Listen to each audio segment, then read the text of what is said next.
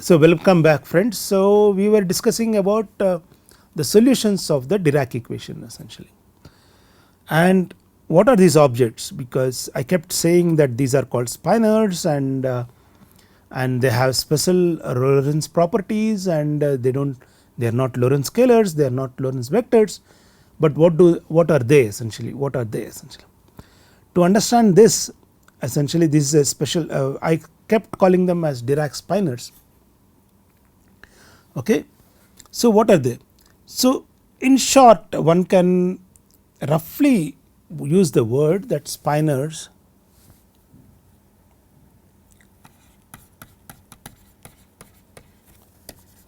are representations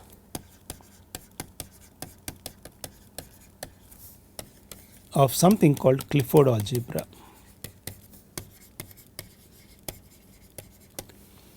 But let us just say that spinors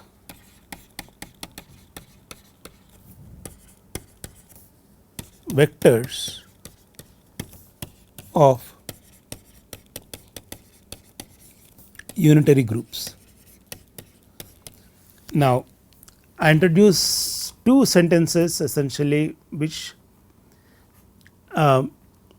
may not be. Clifford algebra is the algebra spanned by something called the gamma matrices, which we have seen essentially, and I also introduced something called spinors are the vectors of unitary groups. I know, I understand that both these sentences may not make any uh, sense to you as of now. So, we will come back to understand these two sentences, what I mean by these things, okay, by start of a little bit of recap of group theory. Okay, we will start with a little bit of recap of group theory, introduce a little bit of Lorentz group, and then representations of Lorentz group, and where do spinors stand essentially, and how Dirac accidentally came up with the representations of Lorentz group essentially. So, what are groups?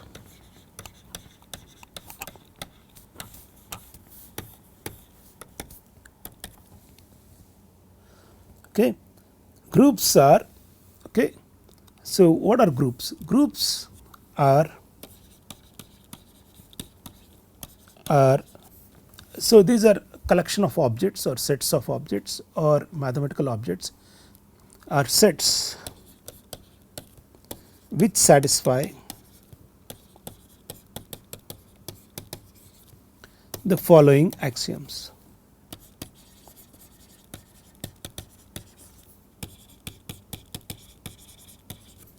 Under group multiplication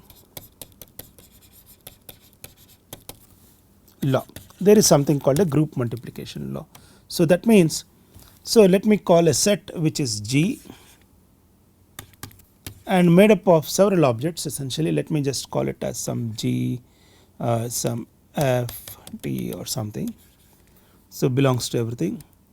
So, the group is defined under a multiplication law which I call it as star. So, this is your multiplication operator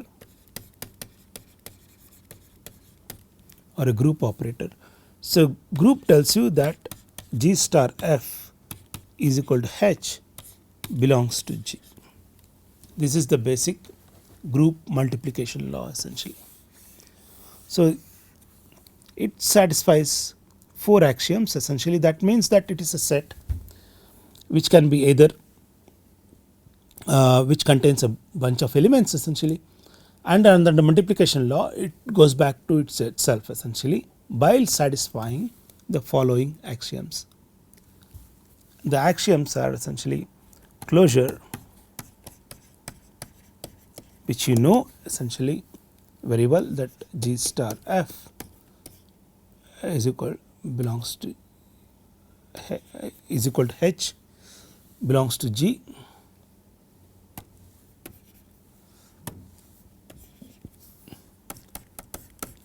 Associativity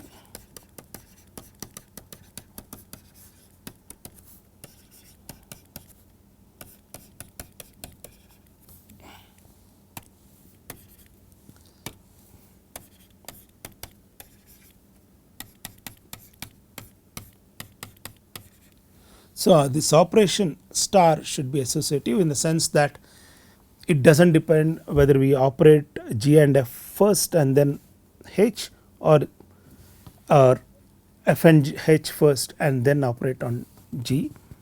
Okay, associativity. And two most important entries the G should have is that there should always exist an E belonging to G such that G star E is equal to E star G is equal to G belonging to, okay, is equal to G. So there should be an identity operation, essentially an identity element in the group. So the group should always have an identity element such that every other element of the group multiplies to that, get back itself essentially. Okay, every other element. So group is a set which is satisfies essentially all these operators, essentially operations.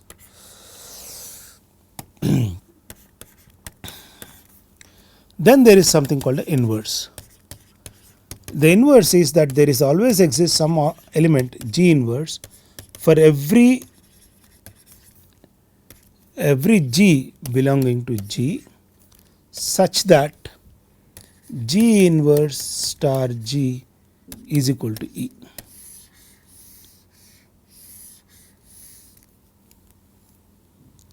Okay, so G inverse star. So there is always an inverse operation. So if G is an operation, essentially G is an element of a group essentially. So G is an element of a group, and then there is an inverse element of the group such that it gives me back the identity element essentially. Now these are these four axioms which you may have studied it much earlier, essentially axioms, essentially group axioms, and there are various other corollaries associated with it, saying like something like identity would be unique, the inverse is unique, and so there is only one element which is identity. Okay, so all these things are there. Now groups can be continuous or discrete.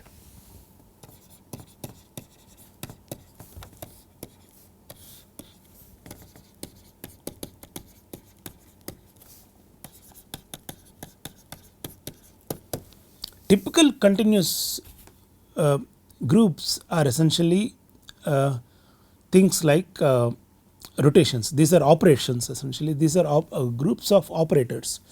So you can have rotational group, or okay, rotation group is an example essentially.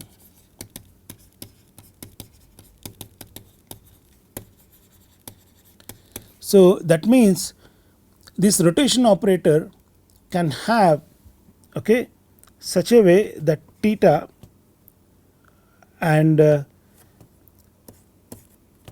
element of the theta, g of theta plus delta theta is equal to g of theta prime, which is also an element of the group. So you can always continuously, every element is a continuous, so it is an infinite group. Okay, you can always start with a small, you can continuously change from every element, you can go to another element essentially, you can always go to another element essentially. Okay, so you can have so this, I will give you an example of a continuous group.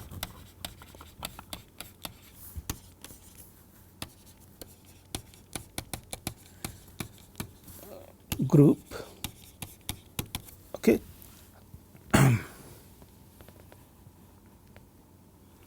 Maybe before doing that I will also mention what are, so these here discrete groups or elements are very small, okay.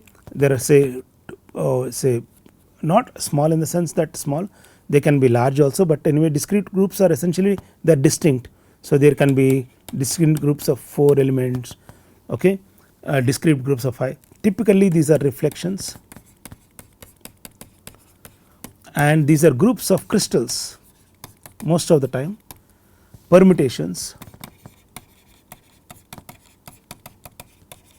groups of permutations. So you can think operations like permutations and reflections on crystals essentially, and permutation symmetries. These are all discrete groups essentially. Okay. Now let me give you an example of the continuous group, which I call it as O2. Okay. This has a symbol O2. This is nothing but rotation group, which is the most important thing for us essentially, because I am focusing on the Lorentz transformations essentially. So what is the rotation group? So you have an axis x and y, and then if you rotate the axis by an angle theta,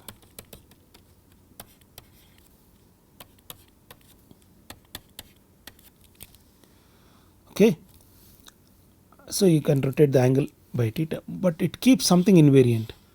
It keeps the length of the vector in either xy plane or x prime y prime plane as the same essentially.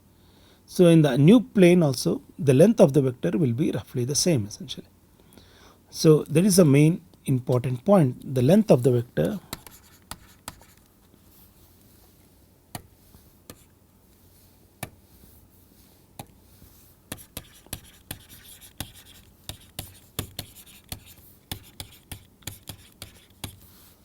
R is invariant under the rotation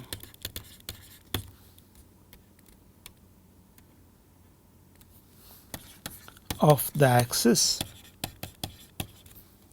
xy to x prime y prime with an angle theta.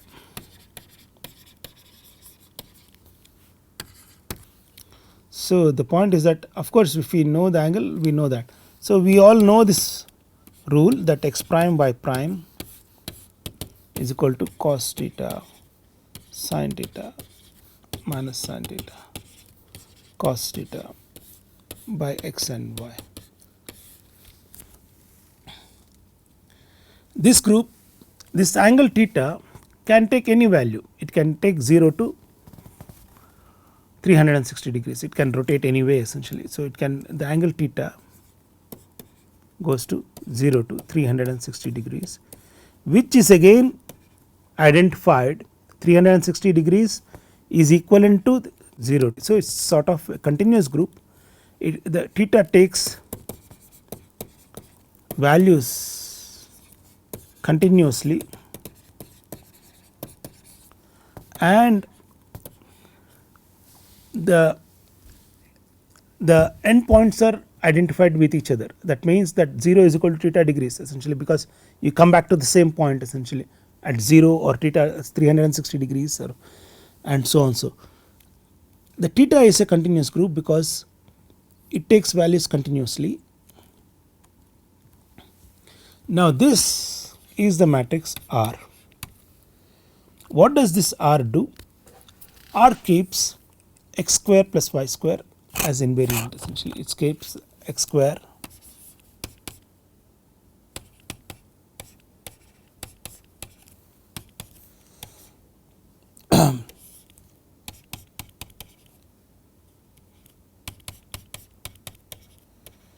so x prime square plus y prime square under square root should be equivalent to x square plus y square essentially.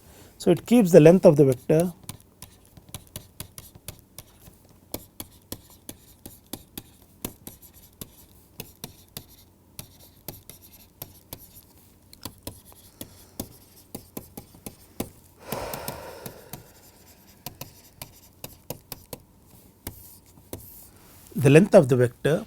invariant.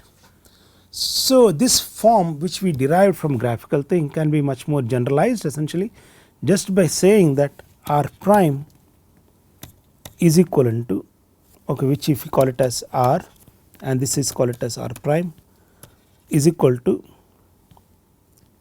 some R, okay, say for example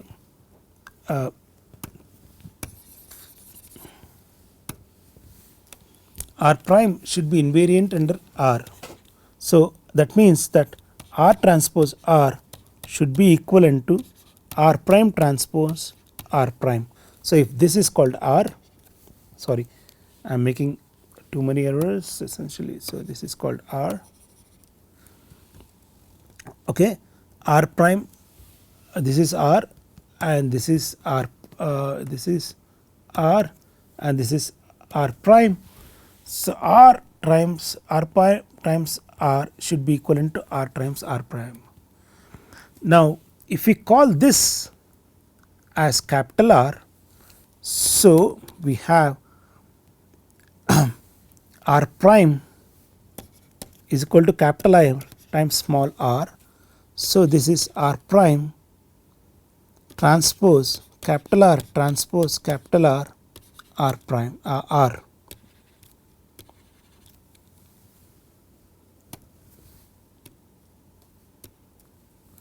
So you have the condition, okay, that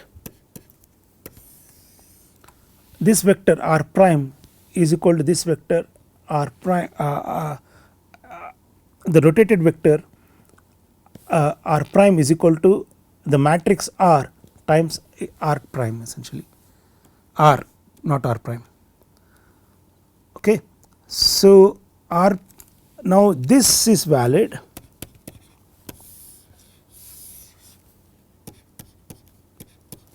this is valid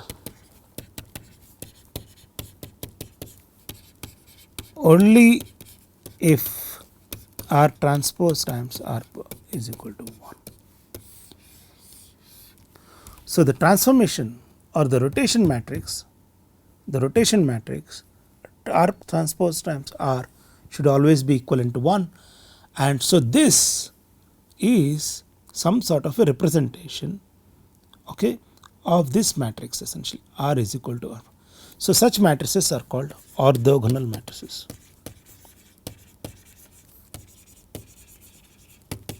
So the rotation group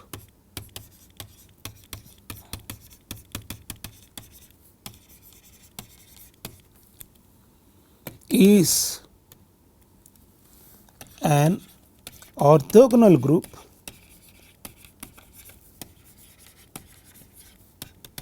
in 2 dimensions, for the example here essentially.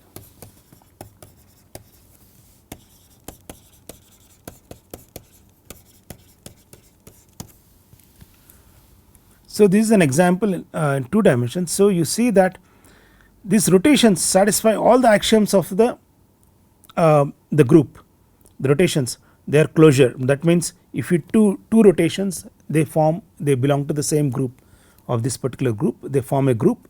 So you can make one rotation, another rotation. So what you have is the group multiplication law is essentially that, okay, if you multiply with r of theta prime is equivalent to r of theta plus theta prime, okay. This is your group multiplication law. So you have a rotation with theta and you have a rotation with theta prime, and if you multiply them it gives you another rotation which is given by r of theta plus theta prime. Furthermore, they also are associative. You can do the first rotation, second rotation and everything, and then you can do first 2 rotations together and the third rotation. They are identity. There is an identity. If you do not do any rotation, that is identity. There is an inverse rotation, so you can come back to here, okay. So this thing, the rotations in 2 dimensions, I think I have convinced you that they form a group, and they also form something called a compact group, as we will see it later. Essentially I will come back to it. The range of the rotation is sort of compact in the sense that it comes back to itself, okay. The range of the domain of the rotations, the domain of theta is always compact, essentially it comes back to itself, okay.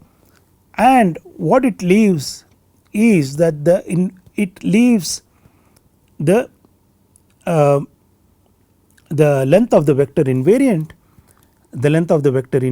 and that is the reason why it becomes an orthogonal matrix, essentially, because all the rotations should satisfy this particular form, that they R transpose R should equivalent be 1, and that gives you the condition that R transpose to R is equal to 1.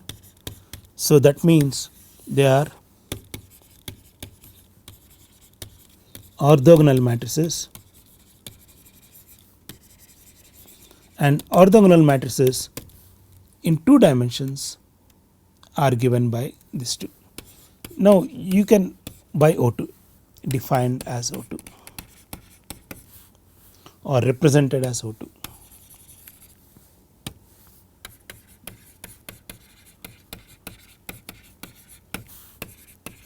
This is more correct, essentially they are represented as O2.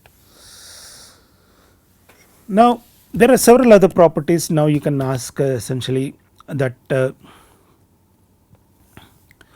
what meaning okay, what happens if theta goes to very small things, essentially if theta goes to very small.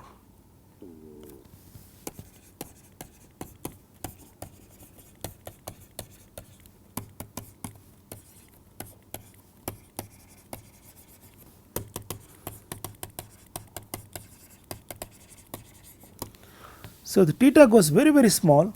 Now let us look at the rotation, general rotation matrix cos theta sin theta minus sin theta cos theta. So this becomes a matrix which is unity plus delta theta times, let me write it down here, this is an important concept, essentially that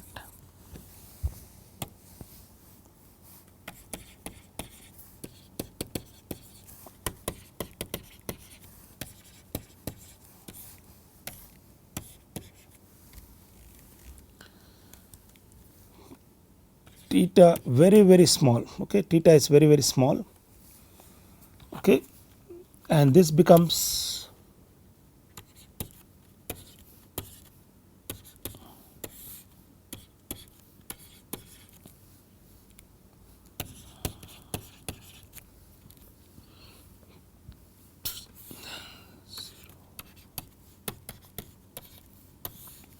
so the rotation matrix you see is identity matrix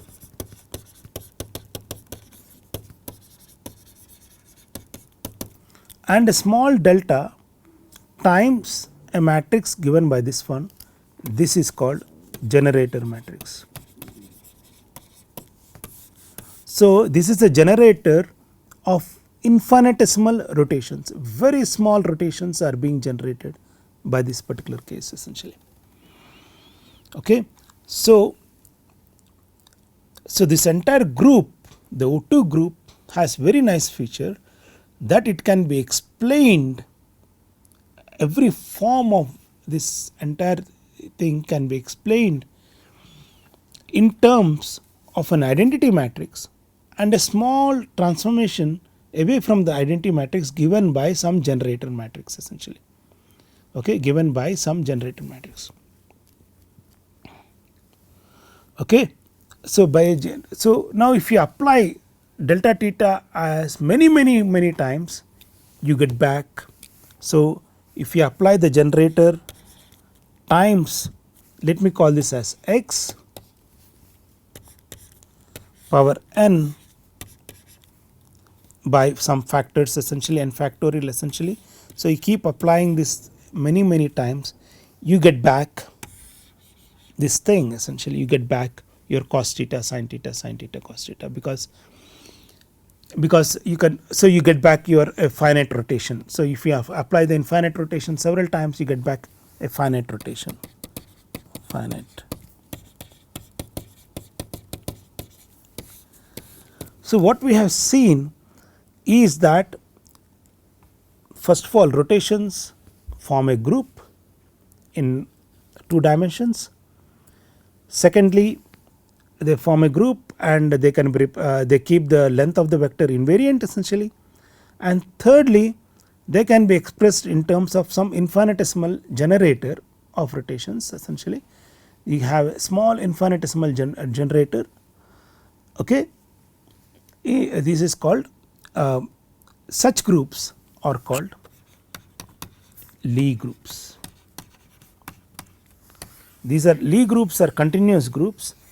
Okay, Lie groups are continuous groups which can be expanded in terms of continuously in terms of this one essentially. Now the point is that what happens is the Lie groups become complicated.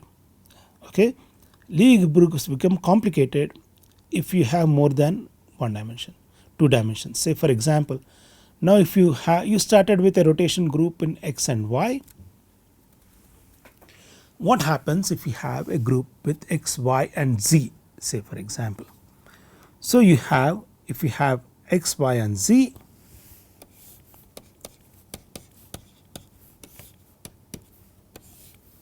a generic rotation matrix, okay, x prime, y prime, z prime, x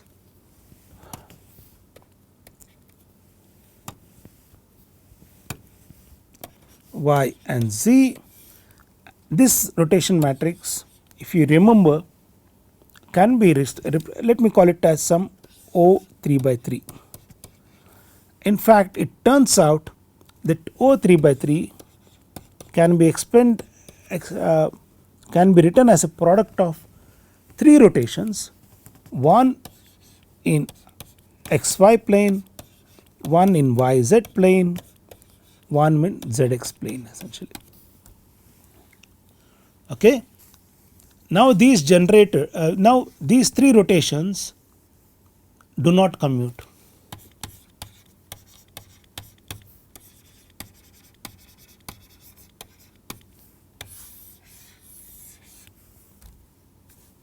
While it is true that you can always expand, any general finite rotation can be written in this particular fashion as a product of three rotations in xy plane, yz plane, zx plane. But if you represent a rotation in this particular fashion, this is not equivalent to rxy, rzx, ryz, because rotations in more than two dimensions do not commute. So you have to be very, very careful about how to represent them essentially. How to represent them. So how to represent these rotations essentially. So these form, so in more than three dimensions, these are non-commutative. Okay. And now if you think in terms of generators, so each one has its own generator. So let me call it as xxy, xyz, xzx. What it means is that the generators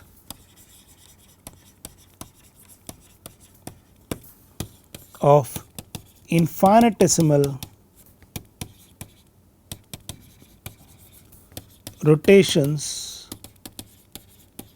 in three planes do not commute.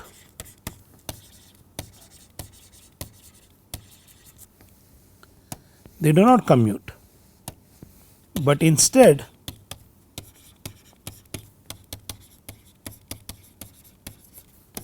they satisfy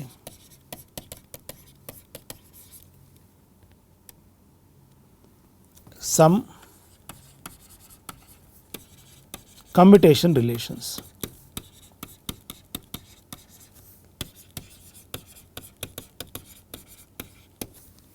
Okay, they satisfy some commutation relations.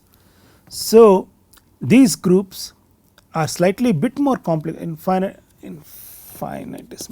So these groups are slightly more complicated to deal with essentially. So so it is much better to understand them in terms of some small infinitesimal rotations essentially. And these infinitesimal rotations, say if you have xyz, xy plane, yz plane and zx plane, is not equivalent to rotations in yz plane, xz plane, and if you reverse any of these two essentially.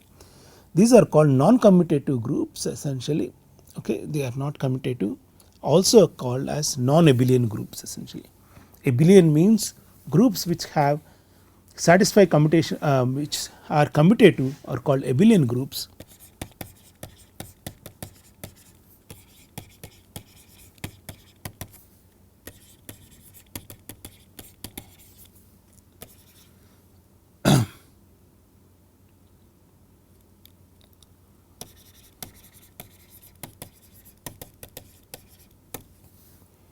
Non-abelian groups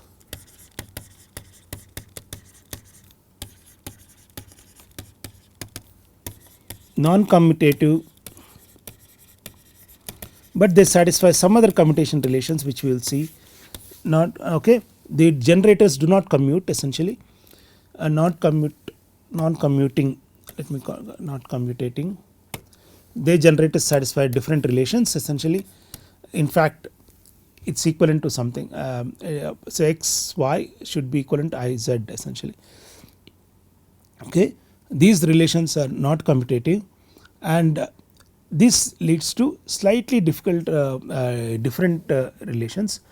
So for all, for us what we need is the lowest, the smallest non-commutative group is what is required, which is called O3, which is called O3, which is rotations in 3 dimensions. So in the next class we will look into rotations in 3 dimensions and how do you put it back into on a complex plane which gives you some group called a C2 group, and how all this gets related to the Lorentz group essentially, and where do spinors come in from there essentially. Okay. So with this I stop here essentially, and thank you very much for listening so far essentially. Thank you very much. Okay.